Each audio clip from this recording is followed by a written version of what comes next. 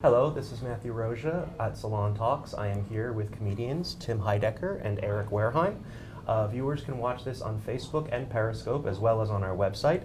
And if you submit questions, we may answer them live. Thank you for joining us, Tim and Eric. Thank you for having us. Pleasure is all mine. So, right now, season 2 of Bedtime Stories is coming out, but this is also an important year. It's the 10-year anniversary of Tim and Eric. Awesome show. Great job. Now, with Bedtime Stories, you've done something a little different. You've created a great show and done an awesome job. Do you think your fans will be able to adjust to the transition? That just sort of sounds like a backhanded insult. Not at all. Because you're insinuating that the show that was called Awesome Show, Great Job, was not, in fact, that was sarcastic, that it was ironic. Not at all. It was Does it sound like that to you? It just sounded like you took the title of our show and switched it up for our amusement. And it's an attack. Well, the last thing I would It's an ever want attack. to do is make you guys feel attacked. I mean, we're all khaki brothers, as you pointed It's out true. We're all wearing before our the caps. interview. I got my khakis. You got your khakis. Different shades of khakis, but khakis. It's very important. Listen, we couldn't be more proud of our work in total, all of it. We don't like to put stuff. We don't like to take one show and pit it against another show, because they're our children. You understand that? Yes, I do. we work equally hard on our sketch show, on our cartoon, on our live show that we've done across America and some of Canada. And Australia as well. So, It's very important And stuff. England. so And we consider them all great and wonderful. As do I. As I mentioned before, I am a super fan of your show. I think that Bedtime Stories, it's kind of like a hybrid of like the Twilight Zone with David Lynch. It goes for a creepy, funny vibe. Yes. Actually, that's something I've been wondering. How do you decide when to sort of go for the creepy vibe, when to go for the funny vibe? How do you do you come up with the story ideas first and then decide on the tone, or do you have like more of an idea of like, this is the tone I'm going for, and then I sort of craft a narrative around that? When we're writing the script, we use an old German device called a Rumbelstein, and it's kind of an ancient tool. It's sort of like the magic 8-ball that Americans have now, but in Germany, a Rumbelstein is when we're writing a script, we'll come up, all right, this character, should he be silly, terrifying, should he be evil? And we drop the Rumbelstein and it rolls around and it pops up creepy. So, and that's when we know. where we go. And is that something you can purchase on eBay, or is it something that Oh only no! We were gifted that from the late David Brenner, who was one of the great comedians, and it's something that was given to him. I don't know where he got it from, but he gifted it to us, and he was developing a very similar kind of show before he passed, and we were so grateful that he thought that this little heirloom, comedic heirloom, that had been passed down through the generations, he was very happy that, I think he knew he was on his way out, and so he looked to us and said, this is probably better in So what care. does it look like, the Rumbelstein? Like he said, I don't know if you're listening, he described it perfectly, in my opinion. Yeah, I don't need to describe it again, but a lot of people ask us, like you, why is it so crazy? How do you, where do you come from? And it's all Rumbelstein. All the Rumbelstein. Yeah. And this one has such a good spin on it. And up And it it tosses You and got- turns. Yeah. Is it like kind of like tossing, like skipping stones across a pond? No. Just a flick of the wrist? No, it's like rolling a dice. Like rolling a dice. And in our office, the writer's assistants sit outside of the writing room, and it's Tim and I and the Rumbelstein. It's a table similar to this. Well, it is in the sense that it's a table, but there is a rim around it about a yay high so that Rumbelstein doesn't come flying up. By the way, one of our viewers said that she loves you forever, or he loves you forever, and thanks Lexus. you. Lexus, yes. Thank you for your support and your praise. We do appreciate it. And Lexus, I'm going to continue to challenge your feelings for me through the years going forward, and it will be harder and harder to continue that feeling. But it will be a challenge. It will be a slog at points, but it will be ultimately rewarded, I think, in 15, 20 years. 15, 20 years, no sooner though. She will say, aha! It was the right move to hold that feeling. It's good to know. So there's something I was very curious about with the most recent season, the episode The Duke. There's a lot of Freudian subtext in there with Ray Perlman and Jorge Garcia and how those characters interact. And I'm not going to spoil anything, but then No. Ray Wise interferes in that relationship. And I was thinking about how many historians argue that Sigmund Freud, when he developed a lot of his psychological theories, did so as a reaction to the rise of fascism in early 20th century Austria and how that was making him as a liberal feel. And I wonder, like, was that an intentional political subtext? And not just in this episode, but in Absolutely. other episodes. Yeah, I mean, it's clear as you've identified it. I have. We're tapping into that Freudian muck that Freud always got himself into, and He did get into a lot of muck. In a lot of ways, it sort of takes Freud to the next level, our work, and pushes his stuff sort of on the back burner, right? Yeah, we're bringing back Freaky Freud. Freaky Freud. Yes, it's a kind of it's been popping up on memes and on digital, millennials using Freaky Freud. And usually it's like a weird mom. It's like, Freaky Freud, I want to be with my mom. So we are just harnessing that energy that is already in the digital community, and we're putting that into the work. And we think the Duke is a wonderful. But He passed Yeah. away. But we're talking to some psychology professors, but yet it was a couple of days ago. But Princeton, I can't remember the guy's name. He called us sort of frantically, and was like, "We're not teaching Freud anymore," like, "Huh? Who is this?" And we're like, "What's that about?" And he goes, "We're showing your work now, and reading your interviews and showing these live chats." Yeah. No. They have their curriculum set up in advance, and once the Duke aired, and they started seeing Freaky Freud all over the net. They adjusted. At first they're like, they asked us, could you stop? And we said, well, the show's already on Adult Swim, so we can't pull that. So you have to redo your curriculum.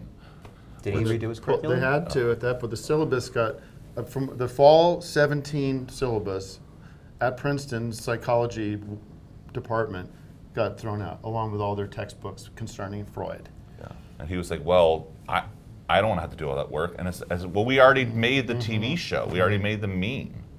So you put in the work now, Well, one thing Mm-hmm. I am curious about, because as you know, Salon discusses politics a lot, and I mean, I've listened to your album about Herman Cain. I read you wrote an essay supporting Barack Obama in 2008, and we do live in very politicized times.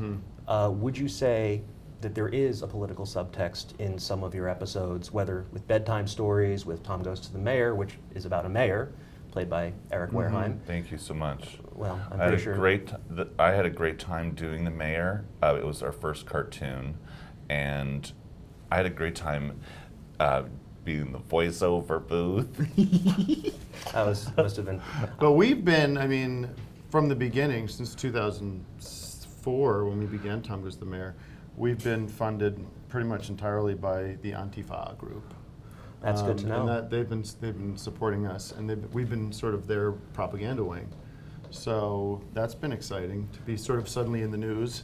Yes, indeed. Now you've worked with a lot of celebrities. In the Tom Goes to the Mayor commentary with the Gary Busey episode, you describe Gary Busey as being the kind of person who you would not want to work with again. Was the impression? That's true. You describe him as. We can put him in the same category as Zach Galifianakis, Will Ferrell. They are all You only horrible. work with each of them Dangerous. once. I They're remember. horrible, dangerous people. They threatened us, and it was one of the worst things about Hollywood is working with those kind of freaks. But we live and we learn, and we moved on. Now with Bedtime Stories, we have a whole new bunch. I know it's. Shame on them. I know. So this question's remained on the screen. I Yes. think I need to ask it. Do you ever gross yourselves out by being yourselves? Which that sounds unfair. I personally. I did. I'll tell you a I quick don't like fun that story.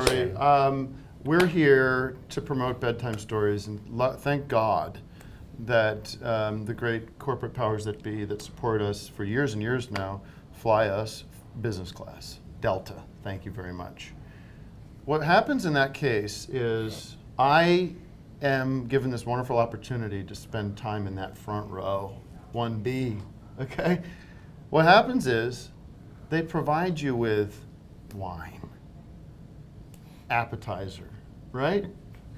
Appetizer's got a soup, not bad, good soup, salad, croutons, salmon. That's just the appetizer. That's a meal for a lot of people. That's round one. Then, Round one. Yeah. then I'll tell you what happens. Then they bring out the entree, delicious entree.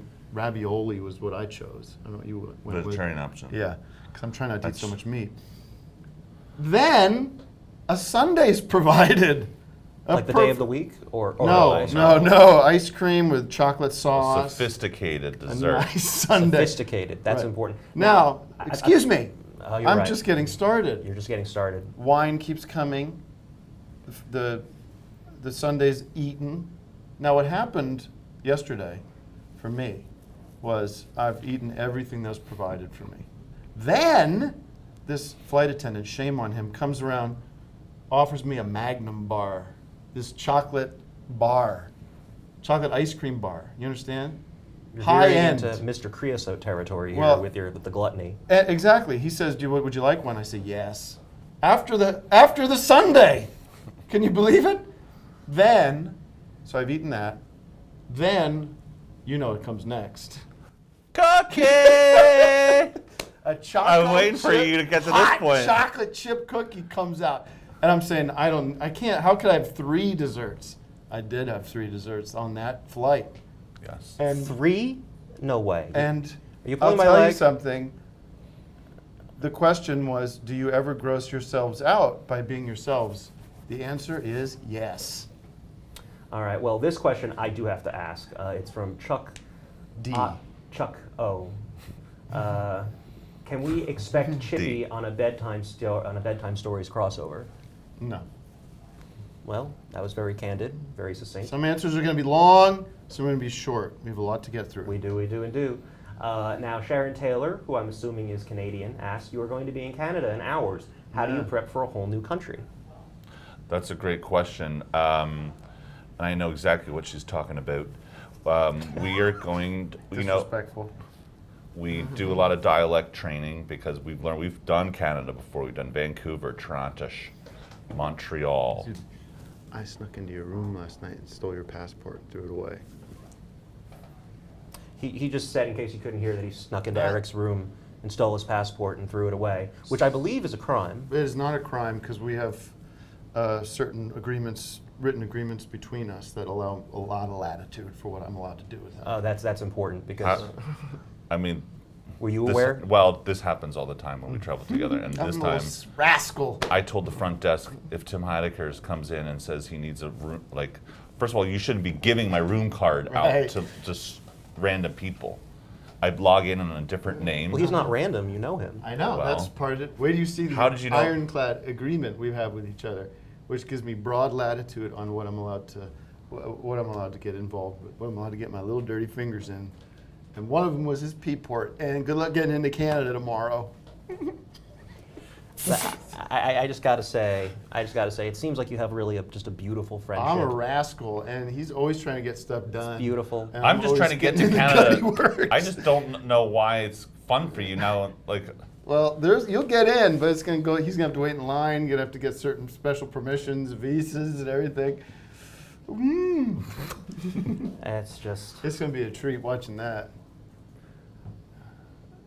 someone named Nolan, perhaps Christopher Nolan, who knows, wants to know if Awesome Show is done forever.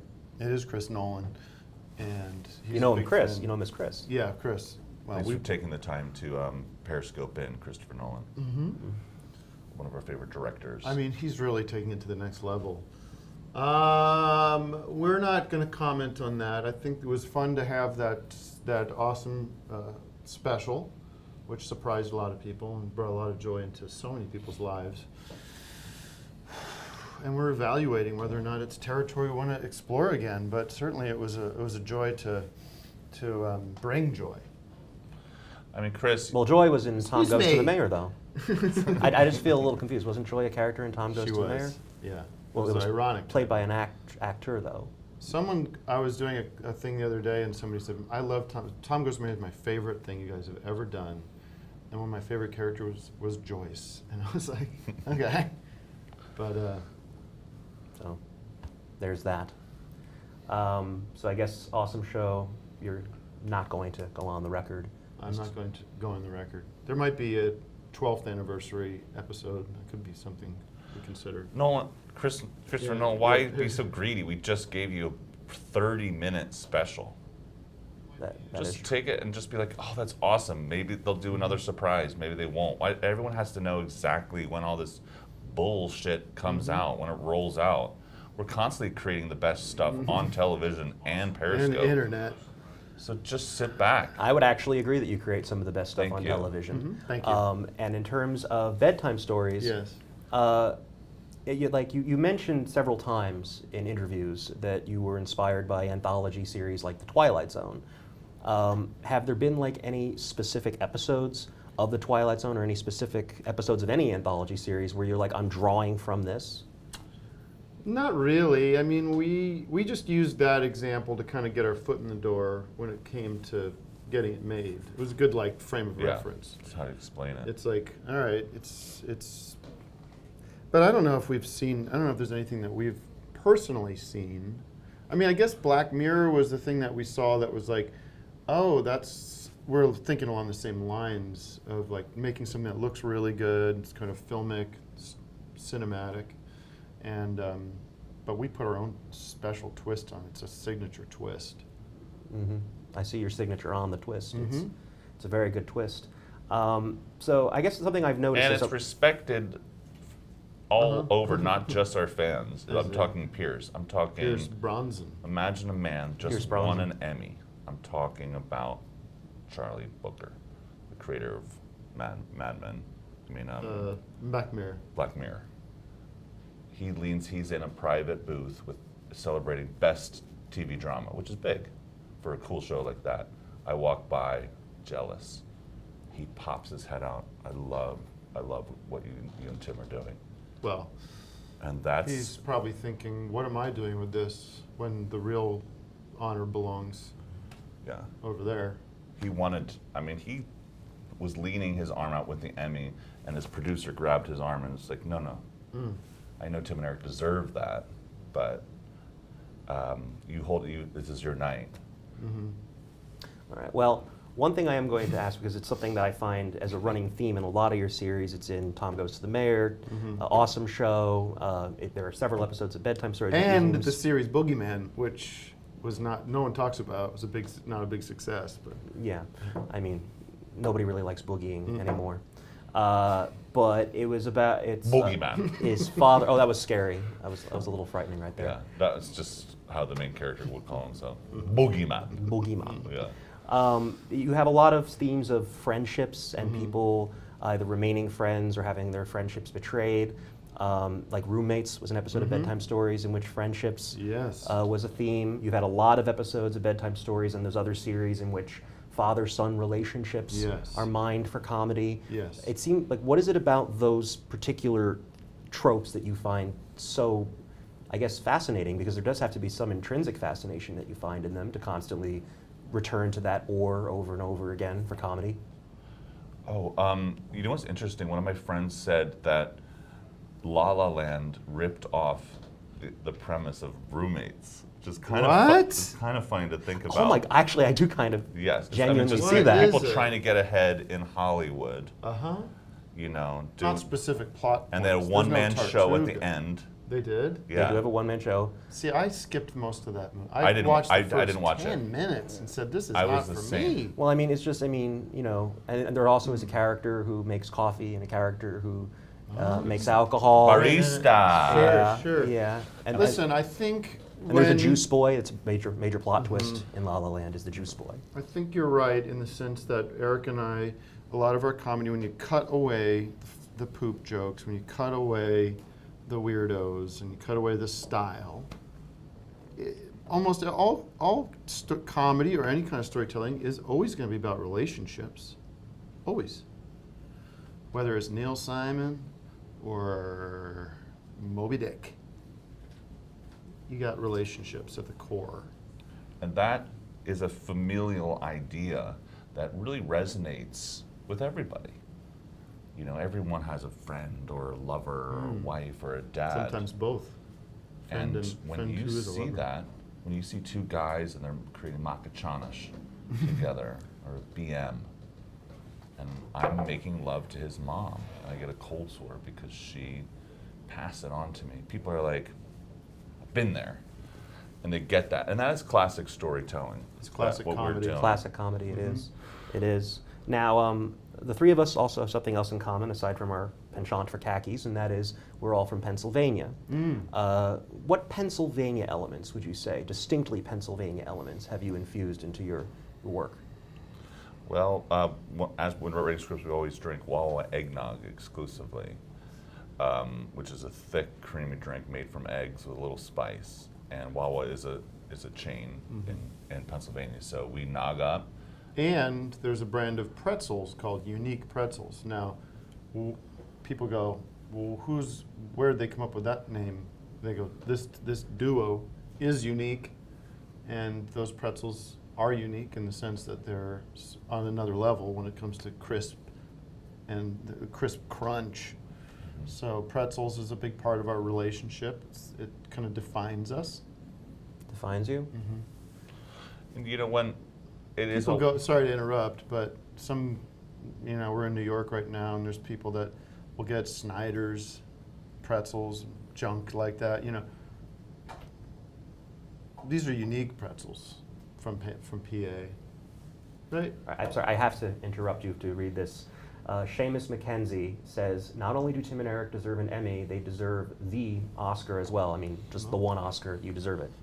There is one that gets passed around year to year, and we'd prefer to have it. I mean, you were in Wrong Cops, you were in the comedy.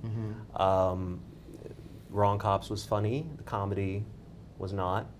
Don't think it was intended to be. I hope it I was wasn't also intended to be. in the reboot of Vacation with Nick Kroll and Ed Helms, which was a smash. And that was something that I'm proud of as well. You were also in the Fantastic Four. Another smash. That was that a Thing joke, The Thing? No, it was just a smash. I guess that would be It the was Hulk. a huge hit. Because The Thing clobbers the Hulk. Listen, we jump from genre to genre. Films, yes. TV, yes. Streaming, yes. Books, huge success with Zone Theory. And what else is there? Music, of course, crossing that off our list. The Herman Cain album, which Number of albums. I think he Puss used. Foot Bang Gang. Have I promoted that I was BG in Manchester by the Sea? No, I haven't. BG is background character, but I was in the movie. If you look closely, I'm there, doing my best as an actor. It says we have one more question. Okay. And I suppose my question will be, how do you feel, what would you want your legacy as comedians to be? Like comedians will often talk about other comedians who inspired them. I know you guys have mentioned Neil Hamburger, Bob Odenkirk as people who were inspiring to you. Which comedian, what kind of legacy would you want to have for future comedians? Like what kinds of comedy would you like people to say, Tim and Eric, they inspired me to produce this kind of work? I wish that the daily comic strips that we see every day, we kind of deal with, kind of tolerate, start radically adjusting to our sensibility, because that's where I get most of my, I don't really pay attention too much to what's on TV at night. I go to the back of the entertainment section and go through Garfield and the rest of the gang, but it's getting stale. It's just getting stale. So we're hoping that our work inspires young comic strip artists and writers to radically change the way they think about storytelling through the 3-strip, 5-strip, 1-strip with the Family Circus.